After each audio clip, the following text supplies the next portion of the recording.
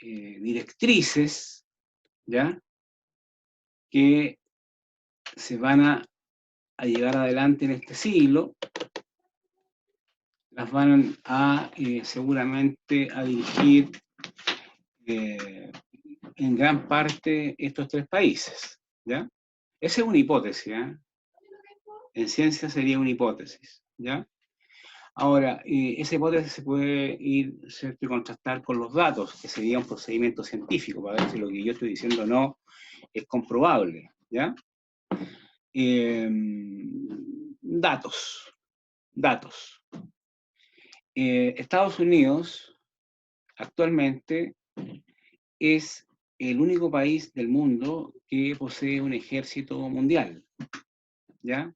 Tiene bases en todo el mundo prácticamente y puede activar a su ejército alrededor de todo el planeta, ¿ya? Entonces, lógicamente que es una potencia global, ¿ya? Y además es una economía también muy importante, no como antes, pero todavía lo es. El caso de Rusia, que heredó todos los arsenales nucleares de la ex Unión Soviética, por ese solo hecho de tener todo ese armamento nuclear, lo vuelve un país tremendamente poderoso, importante, ¿cierto? Un país que no cualquiera se va a querer contradecir con él, e igualmente ha iniciado una fase de expansión geopolítica muy grande, de recuperación bastante amplia de lo que fueron sus antiguas influencias. Y que ni hablar de China, digamos. China es seguramente la potencia económica, no militar, económica, más grande de nuestro tiempo y que sigue en crecimiento, más allá, digamos, de esta situación del COVID-19 que ha afectado a estos países también, con especial fuerza a China y ahora con especial fuerza a los Estados Unidos, no tanto a Rusia, ¿ya? China sin duda es el país, digamos, que es imparable desde el punto de vista del crecimiento. Yo siempre pongo como ejemplo a mis alumnos de pregrado, posgrado, que los desafío a que cuando es Navidad, cuando hay que hacer regalos, ojalá busquen algún regalo, alguna prenda, alguna cosa que no sea china. Prácticamente todo es chino, no solo, no solo aquí, en todas partes del mundo, ¿ya? Entonces, esos tres elementos que son absolutamente comprobables, chequeables, digamos, puede afirmar que estos tres países son los que van a regir el mundo en el siglo XXI, ¿ya? Si eso no tuviera sustento en los datos, sería una afirmación metafísica, una aspiración, una poesía, pero sí tiene sustento en los datos, y ustedes lo pueden, ¿cierto?, revisar en Internet, ¿cierto?, buscar en los principales, ¿cierto?, centros de información del mundo, y van a dar cuenta que estos son los países que, como los cabros jóvenes dicen, la llevan en estos momentos. Ahora, también en ciencia, estas son materias de ciencia política. Ahora, también uno acá podría hacer afirmaciones más aventuradas, ¿cierto? Afirmaciones mucho más específicas, ¿ya?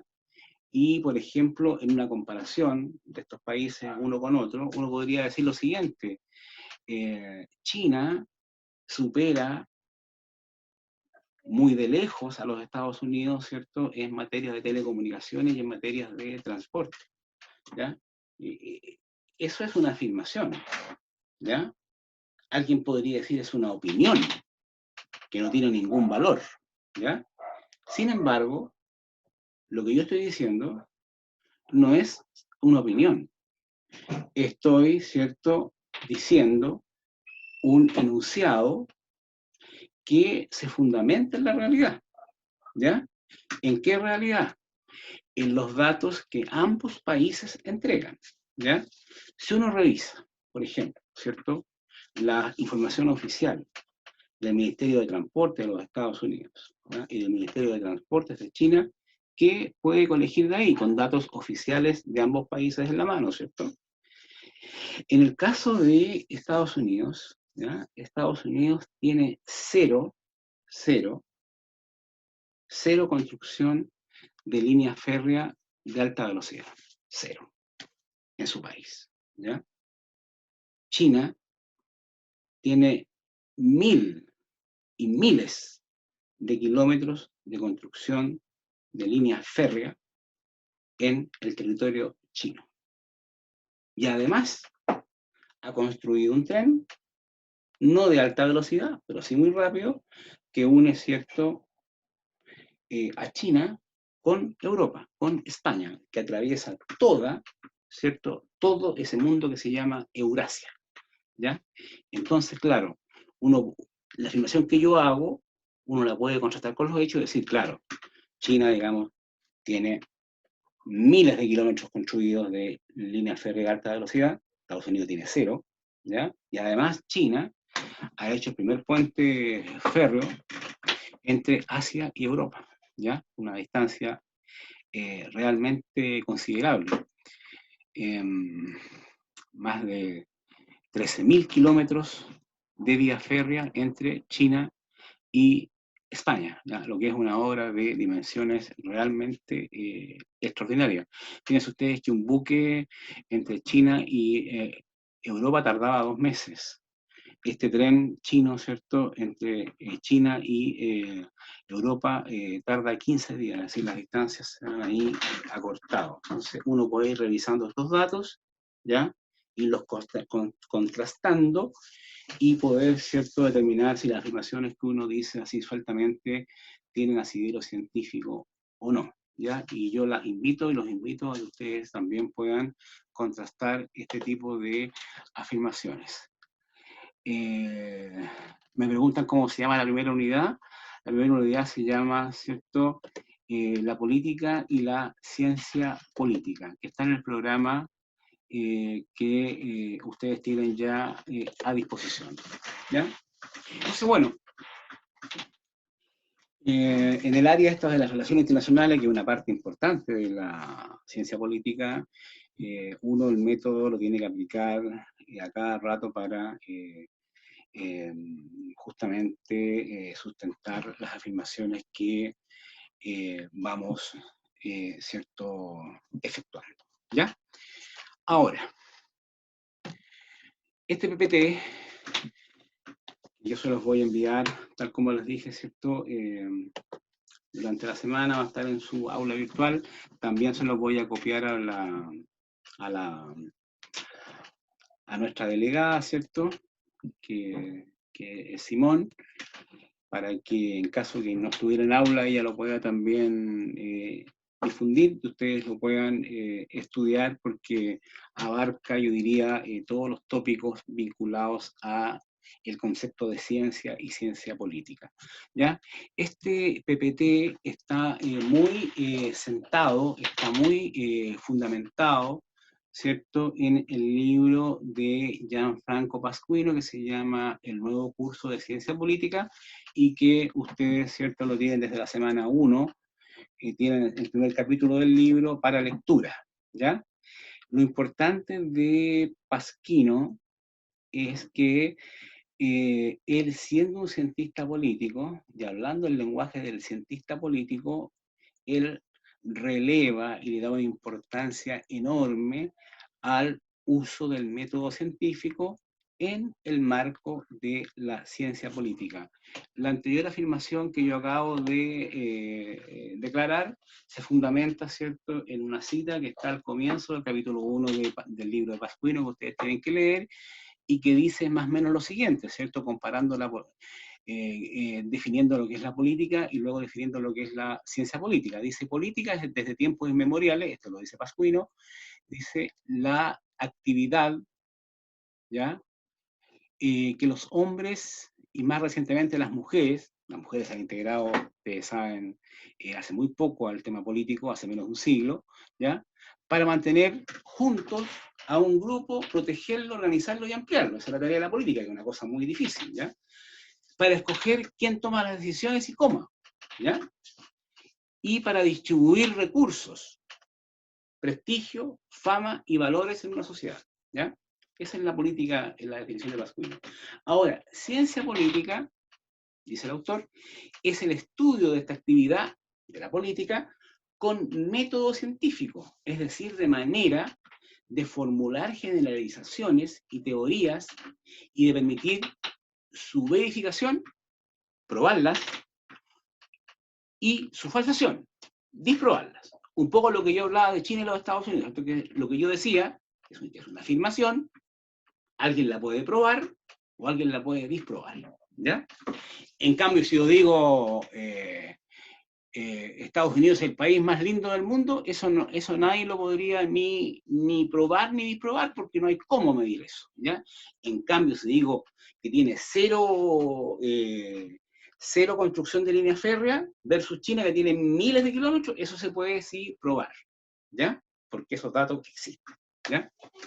Entonces, ahí entramos un poco a pensar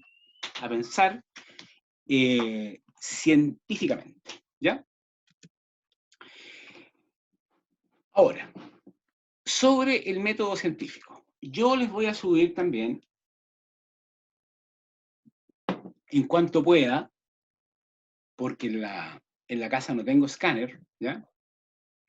Pero en cuanto pueda, les voy a escanear una partecita muy breve de uno de los libros ya clásicos en estas materias, el libro de Kenton Gibson, que se llama, ¿cierto?, La lógica de la investigación social, y donde Gibson, que fue un gran psicólogo y psiquiatra norteamericano, al comienzo de su investigación, él en realidad hace como un resumen, ¿ya?, de lo que la mayoría de los científicos, ¿cierto?, y teóricos de la ciencia han coincidido más o menos en lo que sería el método científico, ¿ya?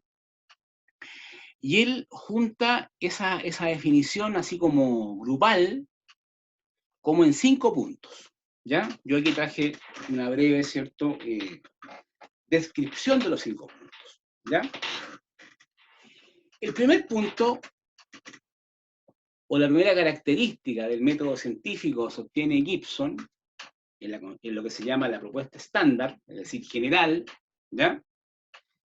Dice Gibson que trabajar con método científico implica que ese científico que está trabajando con el método es capaz de hacer abstracciones, ¿ya?, para distinguir, por ejemplo, propiedades y relaciones de cosas, ¿ah? Y básicamente relaciones causales, ¿ya? Por ejemplo, ¿cierto?, si un científico observa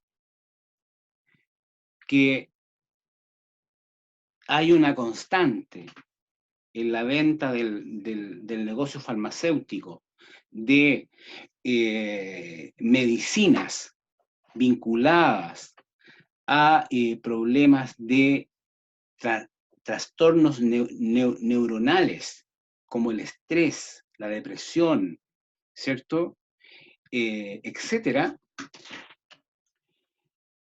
el científico que es capaz de abstraer no se va a quedar solamente en decir, mire, hay mucha venta de recetas de medicamentos psicotrópicos para el control de la ansiedad, del estrés y de la depresión, sino que ¿qué va a hacer? Va a intentar indagar en las causas que han provocado que las personas estén consumiendo más medicamentos de tipo psicotrópicos para controlar estos trastornos neuronales, ¿ya? Entonces, ¿en qué va a indagar? En las situaciones que están llevando a las poblaciones a consumir estos productos de manera y de forma cada vez más grande, más amplia, que además es un dato real, ¿eh? Este es un dato real, está totalmente probado, ¿ya? De hecho, digamos, en gran parte de Occidente, uno de los medicamentos más vendidos, yo pensaba que era el tramadol, que es para los dolores, ¿cierto?, de productos del cáncer, ¿no? No, es el clonazepam, más conocido, ¿cierto?, por su nombre de batalla como Ribotril, ¿ya? Entonces, el científico indagaría, por método, abstrayendo, haciendo abstracción, cuáles son las causas que han llevado a las personas al consumo masivo de este tipo de sustancias psicotrópicas. Es decir, indagar cuáles son las patologías un poco de esta sociedad que se está enfermando en Occidente lentamente, ¿ya? En otra asignatura vamos a estudiar este fenómeno en particular con algunos autores que han tratado este tema en los últimos años de forma brillante, a mi juicio. ¿Ya? Entonces, primera pega del científico natural y social, abstracción, es decir, observa un fenómeno y es capaz de preguntarse, bueno, ¿qué causa ese fenómeno? ¿Qué relaciones hay ahí? ¿Qué propiedades están involucradas? Etcétera. ¿Ya? Algo que el común de la gente no revalaría en hacerlo. ¿Ya? Segundo, dice Gibson, el método científico no solamente describe, ¿ya?, las cosas, sino que a partir de la observación y de la descripción de muchos elementos similares, genera afirmaciones de tipo general, ¿ya?, de cualquier clase, y esas afirmaciones pueden ser, ¿cierto?, contrastadas para verificarlas, probarlas, o falsarlas, refutarlas, por la realidad, ¿ya? Por ejemplo, ¿cierto?, si se observa que hay una relación entre la gente que concurre a lugares de comida rápida o comida chatarra, ¿ah?, si eso está vinculado con la obesidad de las personas, ¿ya? Entonces, esa afirmación, ¿de dónde vendría? De la observación, ¿cierto?, que hace un científico, en este caso social, ¿ya?, observando que la persona 1, la persona 2, la 3, la 4 y la 5, que fueron reiteradamente, en un tiempo delimitado, a consumir comida rápida o comida chatarra, todas esas personas entonces han sufrido obesidad. Esa sería la afirmación sobre los casos particulares, pero alguien entonces podría decir de forma general, todas las personas que concurren y que comen frecuentemente comida chatarra, ¿ah?, o comida rápida, tienen problemas de sobrepeso y o obesidad. ¿Ya? Entonces está la afirmación de casos particulares y luego, ¿cierto?, la afirmación general. ¿Ya? Y eso, digamos, se hace de forma permanente, ¿cierto?, en el tema de la ciencia.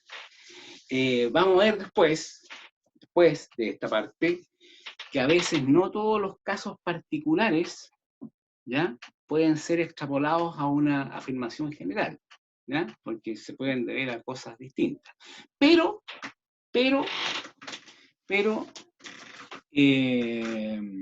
habitualmente, usando método, a partir de observaciones que yo hago particulares, ¿cierto?, puedo luego hacer afirmaciones de tipo general. ¿Ya? Yo, por ejemplo, cuando trabajaba, ¿cierto?, más en la área, digamos, de las ciencias naturales, me tocaba, ¿cierto?, ver el experimento de los ratones blancos, ¿ya? Esto lo vi por muchos años, entonces usted, ¿cierto?, tomaba 2 ratones, ojalá hermanos de la misma camada, ojalá deseables, ¿cierto?, que fueran hembras ambas o machos ambos, y los separaba, digamos. Entonces, un ratón era criado en la oscuridad, sin comida, alejado de las personas, ¿cierto?, por 2 semanas, y su hermana o su hermana, ¿cierto?, eran criados con luz, con comida, con personas, ¿cierto?, en el lapso de las mismas 2 semanas. Luego de ese periodo se comparaba el comportamiento social, si ustedes quieren, gregario de ambos ratones, y era absolutamente distinto. El ratón que se había criado, ¿cierto?, en la oscuridad, maltratado, con poca gente, poca comida, poca agua, era muy agresivo, intentaba morder a las personas que se le acercaban, ¿ya? En cambio, el ratón, ¿cierto?, que fue criado con luz, con personas, con comida, con agua, era muy amable, cariñoso, se subía a la cabeza de las personas, hacía cariño, etc. Entonces, de ahí uno extrapola, ¿cierto?, que todos los ratones que son criados con luz, con cariño, con personas, son cariñosos, versus, digamos, los ratones que son criados, ¿cierto?, distanciados, con poca luz, con poca comida, digamos, ¿cierto?, son agresivos, y eso mismo se podría extrapolar también en el caso de las personas, ¿ya? Entonces, ahí las afirmaciones generales surgen a partir de observaciones particulares, ¿ya? Me están pidiendo la palabra acá, me voy a detener un momentito. Sí, hola profesor, habla Paula. Paula, buenas tardes. Buenas tardes. Tengo una consulta respecto a eso, a lo que decía del experimento. Para poder tener ese resultado, ¿cuántas veces se tiene que hacer para llegar a un resultado? ¿O basta con hacerlo una vez para ya llamarlo como cierto? No sé. Claro, esa es la discusión del punto de vista lógico, Paula, que hay ahí, ¿ya? Ahí depende de los gustos y de los científicos que estén haciendo ciencia en ese momento, ¿ya? Algunos científicos sostienen que en el caso de ese experimento, ¿ya?, con 10 repeticiones, ¿ya?, basta para generalizar, ¿ya? Otros sostienen que 100 repeticiones del mismo experimento basta para generalizar, para partir, ¿cierto?, de algunos, que pueden ser algunos 10 o algunos 100, para todos, ¿ya?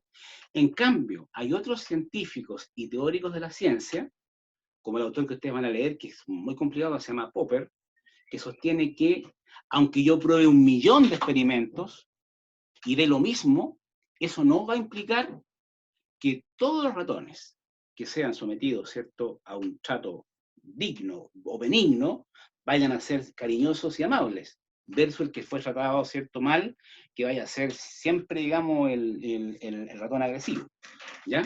Eso se llama, en teoría de la ciencia, el problema de la inducción, es decir, cómo yo levanto una afirmación general, universal para todos, a partir de casos, ¿cierto?, que son finitos, ¿ya? Es una discusión de la ciencia de siempre.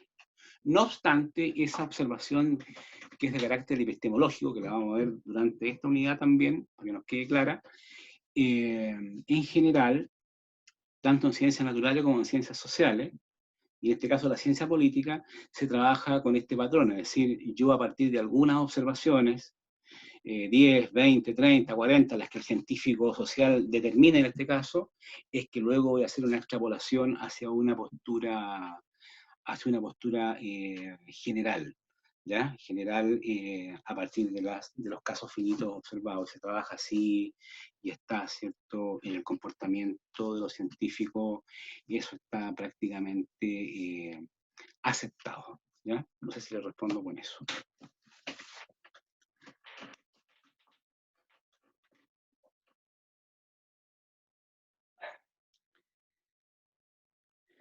¿Alguna consulta más sobre lo que hemos avanzado?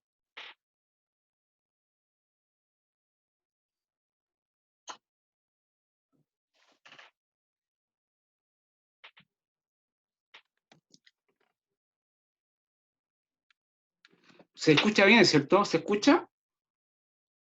Sí, profesor, sí se escucha. Seguimos entonces. Volvemos, ¿ya? Volvemos. Volvemos entonces volvemos a la tercera característica, ¿cierto?, que Gibson sostiene que es general para el uso de métodos científicos, ¿ya? Y que esta es muy de sentido común, ¿eh? Esto es muy sentido común. A veces el método científico es más sentido común que nada, ¿ya? En general los seres humanos, ¿ya?, y los científicos, que también son seres humanos, ¿ya?, prácticamente todas sus descubrimientos, aseveraciones y luego afirmaciones, tanto particulares como generales, nacen a partir de la observación, ¿ya? La observación es un gran elemento que usan todas las ciencias empíricas, naturales y sociales, ¿ya? La observación acá epistemológica, que la hace brillantemente Popper, entre otros, ¿cierto? Es, ¿qué cosa voy a observar yo como científico? No es que yo salga a la calle y diga, ah, observo. La pregunta es, ¿observo qué? ¿Ya? Y ahí, cada científico, de acuerdo a sus intereses que determinan su ciencia, bueno, va a observar los temas que le interesen. La ciencia política, ¿qué va a observar? Comportamientos políticos de las clases políticas, a lo Max Weber, y comportamientos políticos de los pueblos, o de las comunidades, o de las sociedades. Y va a estudiar cómo se comportan, ¿cierto?, las clases políticas y los pueblos frente a situaciones, ¿cierto?, que digan relación con pronunciamientos políticos, ¿ya? Entonces, la observación de lo que yo quiero observar va a ser muy importante. ¿Para qué? ¿Para qué? Científicamente hablando, va a ser muy importante para probar, verificar, si ustedes quieren, o para falsar o disprobar aquella afirmación general que yo hice cuando observé casos particulares. El año en Chile en el año 1998, ¿ya?, que probablemente ninguno de ustedes había nacido, ¿ya?, se produjo en la elección de parlamentarios de ese año, se produjo la primera gran abstención electoral, ¿ya? Hubo, y con voto obligatorio, ¿ya? Ahora el voto es voluntario, con voto obligatorio, ¿cierto? Hubo una abstención enorme. Pero como la gente no podía dejar de ir a votar, sino se llevaba una sanción, ¿ya?, una multa. ¿Cómo se expresó esa abstención? Votando blanco. Es decir, no marcando ninguna opción. Ni siquiera anulando, porque anular es distinto que voto blanco, ¿ya? Sino que votando blanco, así por ninguna alternativa. Y ahí la abstención llegó alrededor del 17%, ¿ya? El sistema político no observó, marco la expresión observar, no observó la gravitancia de esa situación, ¿ya? Luego, transcurridos los años, la situación fue creciendo, se aumentó al pasar de voto obligatorio a voto voluntario, y en la última elección, donde fue elegido el presidente Sebastián Piñera, ¿cierto?, hubo una abstención en primera y segunda vuelta de más del 51% de la población. Fíjense, de 17 a 51% de abstención. Entonces, en el caso de la ciencia política, por ejemplo, ese es un tema que el cientista político debiera pesquisar, ¿ya? ¿Por qué la gente se abstiene de ir a votar? ¿Ya? Porque algo conversamos, me acuerdo yo, en la clase primera que tuvimos, ¿ya? Pero ahora es científicamente buscar las causas de eso. ¿Por qué? ¿Por qué no va? ¿Por qué no le da importancia? ¿Ah? ¿Por qué? ¿Ya? Y el científico observar eso, ¿ya? Observar. Observar significa, ¿cierto?, abrir bien los ojos, ¿cierto?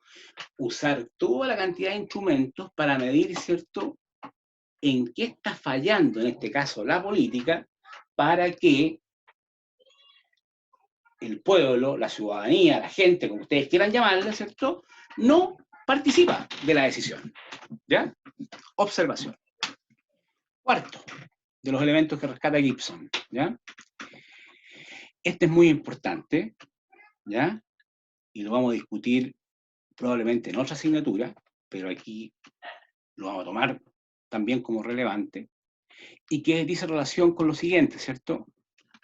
El método científico se ciñe o se debe, quiere decir, solamente a los hechos. Los hechos.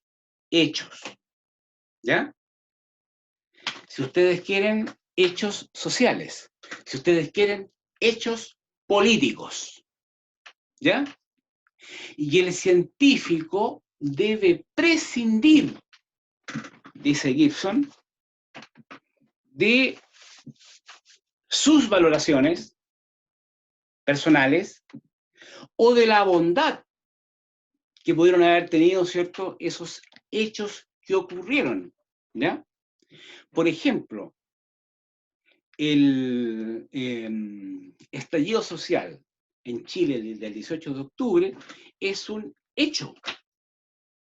Ocurrió. Uno lo podría definir, ocurrió de tal y tal manera, ¿ya? Científicamente hay que indagar por qué ocurrió, por qué se produjo, cómo se produjo, ¿ya? ¿Qué efectos ha ido produciendo? ¿Qué efectos va a producir hacia adelante en la configuración política del sistema político chileno, etcétera? ¿Ya? El COVID-19, que es un hecho, ¿cierto? Es un hecho vinculado absolutamente al tema de lo sanitario, es decir, al mundo de la salud. Sin embargo, ¿cierto? Por la complejidad de nuestra disciplina, es un tema que tiene ribetes políticos, sin duda, sin lugar a duda. Entonces, el día de mañana, más allá de estudiar cómo podemos protegernos como sociedad de los virus y de los nuevos virus y de los virus que vendrán, es una gran tarea, cómo crear mejores retrovirales, ¿ya? También vamos a tener que medir los efectos políticos que tuvo, hablando ya como han pasado ya, ¿eh? Que tuvo el COVID-19 sobre, ¿cierto?, la sociedad chilena, y en este caso la sociedad mundial, ¿ya? ¿Cuántas cosas, en cuántas prácticas políticas de toma de decisiones, de políticas de salud, de políticas públicas de salud, va a influir lo que ha sido esta pandemia mundial del COVID-19? O sea, habrá que rastrearla, ¿ya? De forma, ¿cierto?, limpia, como hechos, ¿ya? Lo que ahí ha ocurrido, ¿ya? Y por último, Gibson cierra su definición de lo que es el método científico en la concepción que él denomina estándar, o sea, en la general, en la que han coincidido casi todos, en que el método científico es objetivo. Es una palabrita recomplicada, la palabra objetivo, muy complicada, ¿ya? Está media desbordada, pero bueno, es objetivo, ¿ya? Esto quiere decir que nadie puede estar influido por las circunstancias generales en que se desenvuelve la investigación, cuando se elaboran afirmaciones, ¿ya? ¿Qué quiere decir esto? Cuando un físico está estudiando el átomo con su microscopio y ve el comportamiento, ¿cierto?, de los elementos interiores del átomo, del neutrón, de los protones, de los electrones, ¿cierto?, y todos sus derivados, probablemente ese científico no tenga vinculación ni sentimental, ni de parecer, ni de afecto, ni de color, ni de amistad con esa cosa, con esa materia que está ahí, ¿cierto?, que es el átomo, ¿ya? Lo mismo el químico cuando estudia las valencias de los diferentes compuestos, ¿ya? Sería muy raro que un químico tuviera afecto por el cloro, digamos, ¿ya? Sería muy extraño, ¿ya? O por otros productos, por el bicarbonato, qué sé yo, ¿ya? incluso en geología, cuando un científico estudia, ¿cierto?, la formación de las placas, ¿cierto?, o la acumulación tectónica que puede producir, ustedes saben, ¿cierto?, un terremoto, etc., también es medio raro que tenga como que quiera una placa, digamos, en particular. Es extraño eso. Suelen ocurrir. En cambio, en ciencias sociales, ¿ya?, en ciencia política y en sociología en particular, ¿qué ocurre? Que el objeto de mi estudio, el objeto que yo estoy estudiando, a veces, o muchas veces, tiene conmigo, como científico social, tiene sentimientos encontrados, ¿ya?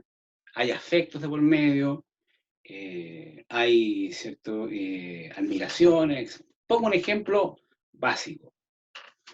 Si yo a usted el día de mañana les pidiera, ¿cierto?, que hicieran un estudio del comportamiento político, por ser ciencia política esto, ¿cierto?, de las barras bravas del fútbol chileno, de los equipos grandes, ¿cierto?, de la U, de Colo-Colo, de la Católica, qué sé yo, otro más por ahí. Probablemente a algunos de ustedes les guste la U, el Colo-Colo o la Católica. Entonces, cuando estén investigando, y alguien que es de la U, ¿cierto?, y tenga claro que la barra de la U se ha portado, pero pésimo, pésimo, ¿ya?, le va a costar cuando haga eso, ¿cierto?, poner eso, porque tiene, ¿cierto?, hay una relación afectiva con esa barra, ¿ya? Hay Profe, sentimientos en contra. ¿Sí? Adelante. es lo que ocurre también en muchas de las desenmascarados que han hecho a las leyes No entendí que han elaborado. no entendí la palabra que usó. No, que se han desenmascarado de repente ¿Ya? situaciones como leyes que se han levantado Ajá. o promulgado incluso, Uh-huh. Uh-huh. y que favorecen por favoritismo en el fondo a ciertas personas que se Claro, conocen. claro. Es como eso, ¿verdad? Por supuesto. A eso estamos yendo. Exactamente. ¿Ah? Y como lo que está escondido, ¿cierto?, en algo ahí que se supone que debería ser objetivo. ¿Ya? Lo mismo, si, como vamos a estudiar Aristóteles ahora en esta unidad también, Aristóteles dice todos los hombres son, cuando dice hombre y mujeres se refiere, aunque él era súper machista, hombre no, ¿ya? Todos los hombres y mujeres son políticos, todo un politicón, ¿cierto? Entonces, no es para nada raro, ¿cierto?, que uno tenga preferencias políticas, ¿cierto?, por algún partido, algún grupo, alguna cosa, ¿cierto? Entonces, pero si uno es científico social y le toca hacer un estudio, por ejemplo, del sistema político chileno, ¿ya? Si yo les pidiera a ustedes como alumnos, digamos, de ciencias políticas, y les planteara el siguiente problema de investigación, les dijera, mire, en base a las últimas 2 elecciones, tanto municipales como parlamentarias y presidenciales, las últimas 2, ¿ya? Hacer, ¿cierto?, una proyección del resultado de las coaliciones políticas actualmente existentes, es decir, cómo le va a ir a Chile Vamos, cómo le va a ir a lo que fue la ex nueva mayoría, y cómo le va a ir, ¿cierto?, al Frente Amplio y a otros conglomerados más pequeños que hay. Probablemente alguien que sea de Chile Vamos, ¿ya?, va a querer que a Chile Vamos le vaya bien, y los datos a lo mejor no le van a dar, entonces ahí va a tener un sufrimiento cómo arregla eso. También lo que le va a pasar a alguien que tenga simpatía por la nueva mayoría o por el Frente Amplio, le ocurre exactamente lo mismo, ¿ya? Ahora, el científico social que está utilizando el método, ¿cierto?, según Gibson, no puede tener vacilaciones ninguna en esa materia. O sea, tiene que ser absolutamente, si ustedes quieren que use una palabra simple, imparcial, absolutamente. Más allá, que incluso tenga que matar sus ideas. ¿Ya? Eso se espera. ¿Ya? Es como que si el científico, digamos, mientras anda en la calle, tiene un color político o de un equipo, o de una comunidad. Pero entra al laboratorio y se saca la chaqueta y es científico nomás. ¿Ya? Bueno, esas son las cinco, digamos, características que le da Gibson. Popper, que es tal vez uno de los más grandes teórico de la ciencia del siglo XX, se va a oponer rotundamente a esta forma de concebir el método científico. Rotundamente, rotundamente. Quiebre total con esto, ¿ya? Escribió tratados contra esta, digamos, clasificación. El tema es que esta clasificación de Gibson es más o menos, ¿cierto?, con las 5 cosas que yo acabo de mostrar, la que se usa habitualmente cuando intentamos, ¿cierto?, afirmar que una disciplina está actuando científicamente o no. ¿Ya? Me voy a parar acá, me voy a detener acá, y vamos a abrir la palabra. Uy, que se oscureció acá. Voy a dar la luz. Se oscureció muchísimo. Voy a dar la palabra, ¿ya? Porque vamos a cortar, lamentablemente, tengo que cortarles a las 18:30, ¿ya? Así que está la palabra cedida, está abierta. Los quiero escuchar un poquito, ¿ya?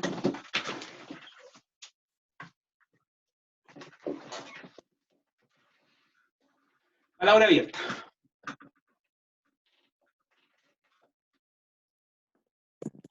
¿No se escucha? Sí, perfectamente. Profesor, ¿por qué Karl Popper se va a negar a lo que dice Gibson? ¿Cuál es la razón? ¿Qué es lo que plantea? Mire, voy a partir por lo simple, para que me entienda ahí, ¿ya? Porque él creó todo un método alternativo, ¿ya?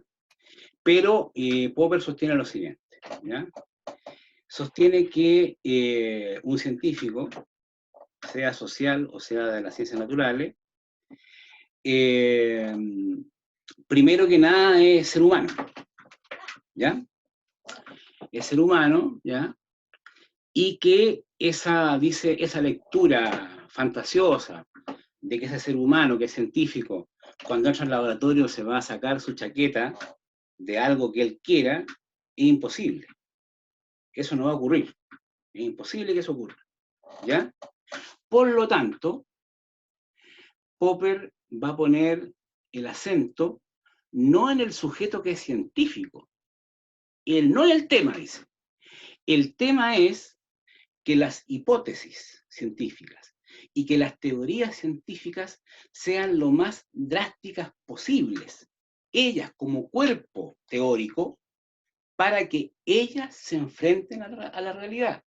No hay que pedirle al científico que se enfrente a la realidad, hay que pedirle a las teorías, ¿ya? A las hipótesis que hacemos, ¿cierto?, sobre determinados temas, que sean las potentes, las fuertes, ¿cierto?, las que contrasten la realidad tal como es. Del científico no se puede esperar eso, porque el científico es tan ser humano como cualquier otro. Es un poco el planteamiento de eso que va a diferir totalmente de la concepción que Gibson resume, entre otras cosas, ¿ya? Gracias. De nada, pues. Palabra abierta.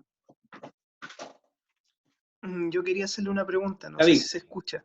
Perfecto. Sí, mire, considerando cómo concibe, digamos, los programas de investigación científica Popper, el tema de paradigma, ¿hay actualmente algún paradigma oficial o un paradigma reinante en la teoría política? A ver, Gibson y Popper comparten, digamos, una característica, ¿ya? Siendo grandes epistemólogos y grandes teóricos de la ciencia, como me preguntaba una compañera de usted del primer bloque, son teorías de la ciencia de los 60-70 del siglo XX, ¿ya? Tienen influencia hasta hoy, sin duda, claro que sí, ¿ya?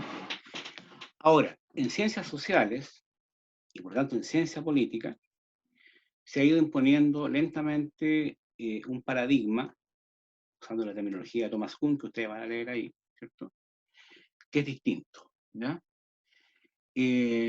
Cuando las ciencias sociales estaban totalmente asimiladas a las ciencias naturales, claro, ¿qué se les pedía? Las ciencias sociales tienen que explicar y predecir, ¿eh? Así como la meteorología, ¿cierto?, que explica cómo va a estar el tiempo, ¿cierto?, y predice, mire, el martes va a llover tantos milímetros entre tal y tal hora, ¿ya? No. El paradigma de las ciencias sociales, que está entrando con vigor, con mucha fuerza, particularmente a partir de la obra de Edgar Morin, de Pensamiento Complejo, ¿ya? Se llama paradigma comprensivo. ¿Qué significa esto, cierto? En primer término, las ciencias sociales tienen que comprender, tienen que entender los fenómenos que tienen lugar en la sociedad. Ni siquiera explicarlos, comprenderlos, ¿ya? Y menos predecir, comprender y entender, ¿ya? Ese se llama el paradigma blando, ¿ya? Que está imponiéndose con bastante fuerza, diría yo, entre los últimos 30 años. Algunas personas también, ¿cierto?, lo etiquetan dentro de los enfoques que se denominan técnicamente como cualitativos, ¿ya? Versus cuantitativos, ¿ya? Que va a tratar, ¿cierto?, los temas que son más bien inmateriales, los temas que son más bien de pareceres, opinables, más que los temas cuantitativos. El tema, David, es que la ciencia política, por el objeto de estudio que tiene, que es la política, que es una cuestión tan re complicada, donde interactúan tantos intereses, tantas visiones y tantas ideologías, el tema es que la ciencia política tiene que ocupar tanto la concepción antigua de explicar y predecir, que se le pide, ¿ya? Y también tiene que ocupar la nueva, tratar de comprender y entender, ¿ya? Porque las variables con las que la ciencia política juega son muchas. Es casi imposible delimitar el número de variables, es decir, de elementos que pueden alterar un resultado, ¿ya? Con los que la ciencia política juega, ¿ya? Entonces, está como tironeada, si usted quisiera entenderlo así, por los dos brazos, para que juegue a explicar y predecir, y también juegue a comprender y a entender. Por lo mismo, ¿cierto? Todas estas aproximaciones diversas sobre el método, todas nos van a ser útiles para intentar, ¿cierto?, trabajar en los temas que la ciencia política hoy día tiene que enfrentar. Fíjense ustedes que una de las pegas más rentables en ciencia política que tienen las personas que se dedican derechamente, ¿cierto?, a esta disciplina, es hacer, ¿cierto?, asesorías electorales, ¿ya? Prepararle la encuesta a diversos candidatos, esto en todo el mundo, ¿eh? No solo en todo el mundo, ¿ya? Prepararle, ¿cierto?, las campañas a los candidatos, ¿cierto?, preparar las encuestas, ¿cierto?, para predecir cómo va a andar, recomendarle cómo se vista, cómo hable, que diga, que no diga, etcétera. Es decir, ahí es totalmente una ciencia casi natural, ¿ya? Versus lo otro, ¿cierto?, que es comprender y entender, ¿ya? Y nosotros en este curso, que además es un curso muy comprimido, le vamos a meter además una complicación adicional, ¿ya? Porque ustedes tienen que quedar preparados para lo que viene. Más allá de saber que la ciencia política es una ciencia que usa el método científico, además le vamos a agregar a la juguera ahí, ¿cierto?, todos los componentes de teoría y de filosofía política, ¿ya? Para que vean, ¿cierto?, lo re difícil que es, ¿cierto?, trabajar en este tipo de materias, ¿ya? No sé si por ahí me explico, ¿ya? Última palabra.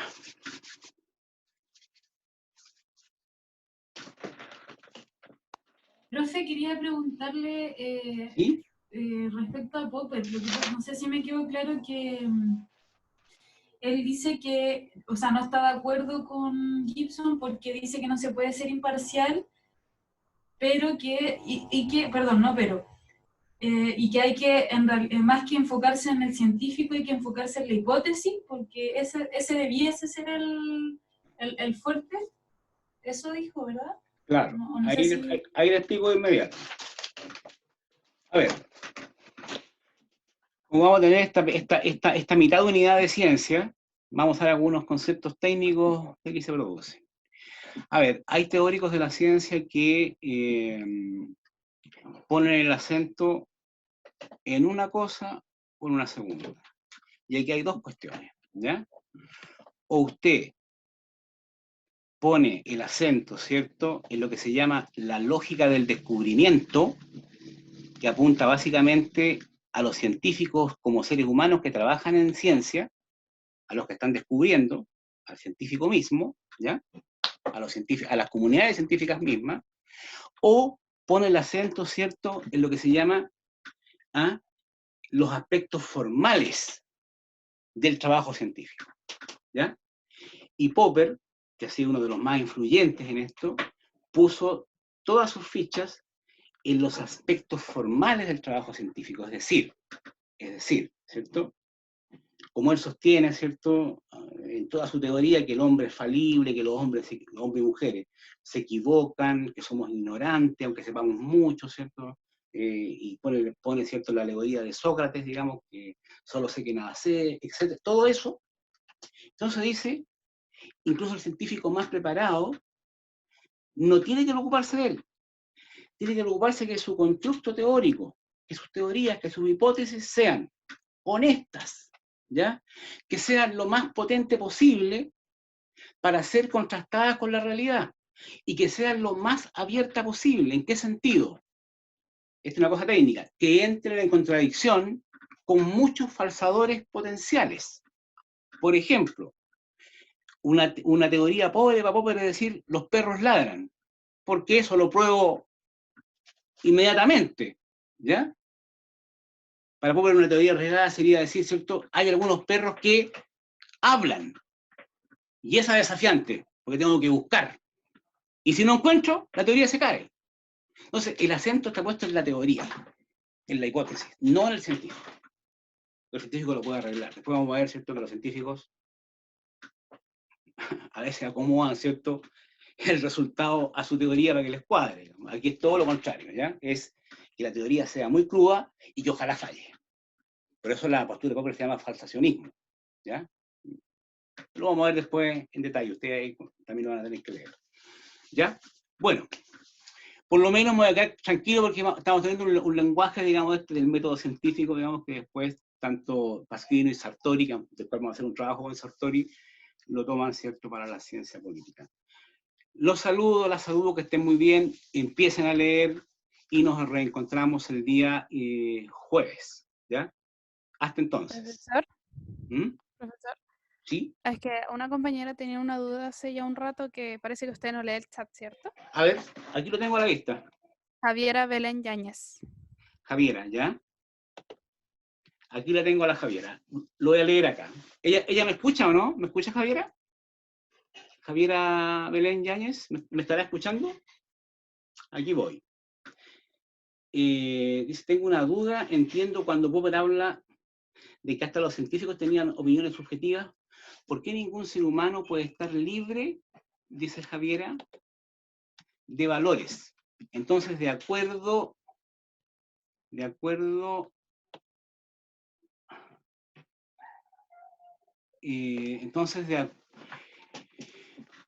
libre de valores. Entonces, de acuerdo a esta concepción, ¿qué investigación u opinión puede considerarse veraz, o al menos más objetiva? En el texto habla sobre los métodos y todo, pero no entiendo cómo formular una objetividad real, si es que siempre van a estar influenciadas por su medio. A ver, ojalá que Javiera me esté escuchando, ¿ya? Profe, más abajo Javiera dijo que entendió con la respuesta de la otra compañera. Ah, ya, porque después Popper, porque esto, digamos, estos autores van variando después, ¿ya? Con esto voy a cerrar. Después Popper también avanzó hacia una nueva concepción de objetividad, ¿ya?, distinta a la tradicional, porque objetividad fue entendida como que cuando alguien, ¿cierto?, trata de sacar todo el subjetivismo de sí para poner una cosa imparcial en un texto, ¿ya? Pero Popper siempre fue contrario a eso. Y aparte de lo que yo le dije, ¿cierto?, esto de que las teorías sean las fuertes, las hipótesis, y no los científicos, Popper después llegó a una concepción donde coincidió con otro autorazo del siglo XX que se llama, está vivo, que se llama Jürgen Habermas, donde coincidió, ¿cierto?, la objetividad como el resultado de la intersubjetividad. ¿Qué es esto? Si nosotros que estamos en todo este grupo, ustedes y yo, en un solo grupo, ¿cierto?, intentáramos definir cuál es el mejor futuro para Chile, ¿ya? Si llegáramos a ese acuerdo, como un consenso de grupo, eso para Popper sería objetivo. ¿Pero objetivo por qué? Porque es el resultado de un proceso intersubjetivo, donde todas las intersubjetividades participaron y consensuaron en una idea final, ¿ya? Pero esa es una postura ya más de viejo de Popper, ¿ya? Pero es una salida también a sus contradictores, ¿ya? Listo, chiquillos. No las molesto y no los molesto más. Hasta el jueves. Que estén muy bien. ¿Mm? Chao, profe. Chao, Luego. profe.